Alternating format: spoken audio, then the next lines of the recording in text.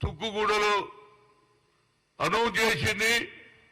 పవన్ రావడంతో ప్రజలు ఆమె మీద నమ్మికతో ఓటేస్తే తెలంగాణ ప్రభుత్వం స్వేరింగ్ సెరమనీకి కూడా వచ్చి ఆమె ఇది అమలు చేయాలని ఫస్ట్ సంతకం చేసినటువంటి ముఖ్యమంత్రి ఇచ్చిన వాగ్దానాల ప్రకారం సోనియా గాంధీ ఆదేశాల మేరకు చేయడం జరిగింది. దానికి ఏం తొందర ఉన్నదిరా బాబు? మీరు 10 ఏళ్లలో ఒక్క పనైనా చేసినా, ఇచ్చిన హామీలు ఏది పూర్తి చేసినా ఒక్కటన్నా చెప్పండి. కొత్త కొత్త హామీలు పెట్టారు మీరు.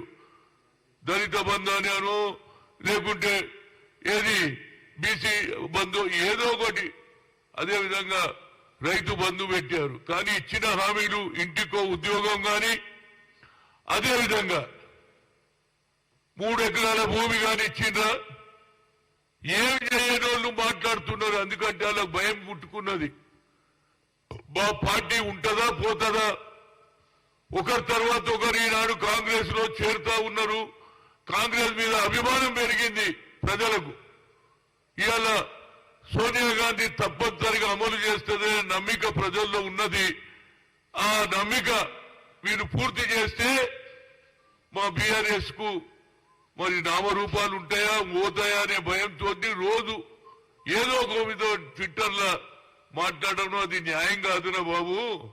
మేము తప్పనిసరిగా అమలు చేస్తాం. అమలు చేయనప్పుడు మాట్లాడితే ఐ కెన్ అండర్స్టాండ్.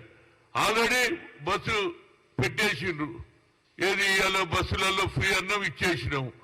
అదేవిధంగా మహిళలకు సాయం చేయాలని గతంలో రాహుల్ గాంధీ గారు 73, 74 అమెండ్మెంట్ తెచ్చి పంచాయతీరాజ్ నగరపాలికలలో బిల్లు తెచ్చారు. ఇవన్నీ మేము చేసినాం, రేపు చేయబోతున్నాం. దానికి ఇలాంటి అలిగేషన్స్ బాగలేదు.